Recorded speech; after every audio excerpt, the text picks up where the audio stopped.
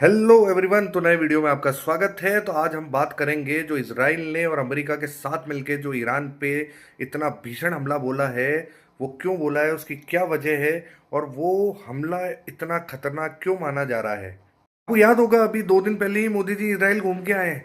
बढ़िया एकदम गले वाले मिल रहे थे, ऑरेंज ऑरेंज खेल रहे थे कि देखो मेरी वाइफ ने ऑरेंज पहन रखा है, तुमने भी ऑरेंज रुमाल है, देखो देखो कैसे खुश हो रहे थे, अवार्ड दिए जा रहे थे मोदी जी को, सारी चीजें हो रही थी।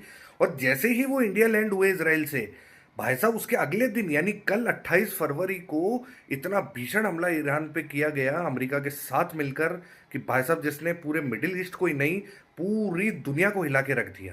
तो इसकी हिस्ट्री जानते हैं कि भाई ये ईरान पे हमला हो क्यों रहा है। देखो सिंपल सी बात है, ईरान बना रहा है न्यूक्लियर बम। न्यूक्लियर बम बनाने के लिए सिंपल भाषा में जो चीज़ चाहिए होती है वो चीज़ होती है यूरेनियम 235 आइसोटोप। अब ये जो आइसोटोप होता है ये ही जो काम करता है, अगर इसका 90% तक आप अचीव कर लेते हो तो आप समझ लो आप न्यूक्लियर बम बना सकते हो। जो रॉ मटेरियल में मिलता है वो मिलता है इसका 238। तो अब उसको 235 आइसोटोप में लाने को ही आपने पढ़ा होगा यूरेनियम इम्प्लेसमेंट कहते हैं।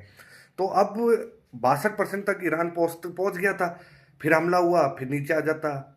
फिर उनके कुछ जो साइंटिस्ट थे उनको मार दिया अमेरिका ने। जैसे आप सुनते हो ना, अननोन गनमैन ने ये किया। तो गनमैन सिर्फ पाकिस्तान नहीं जाते, वो ईरान भी चले जाते हैं जब ये सब हो रहा होता है। तो अब उनको मार दिया गया। तो ईरान में क्या है कि अब न्यूक्लियर ताकत जो बनने की कोशिश कर रहा था उसको अमेरिका और इसराइल किसी भी हाल में न्यूक्लियर वेपन नहीं देना चाहते। 2024 में भी अप्रैल और अक्टूबर का जो महीना था उसमें भाई साहब ईरान और इसराइल भिड़े थे इसी चक्कर में कि भैया हम तुम्हें बम नहीं बनने देंगे। और उसमें जब उन्होंने हमले करे, मिसाइल एक दूसरे पे दागी, तो ईरान के कई साइंटिस्टों की भी मौत हो जाती है। 2025 का तो आपको याद ही होगा भैया, रिसेंट की ही बात है, जब भैया अमेरिका का B2 बम्बर जाके उनकी न्यूक्लियर साइट्स पे भैया बम गिरा देता है, जब पहली बार B2 बम्बर का जलवा देखा गया था। और 12 डे वॉर चली थी ईरान और इसराइल के बीच में, जो फाइनली खत्म तो हो गई थी लेकिन एक दूसरे को बहुत नुकसान हुआ था।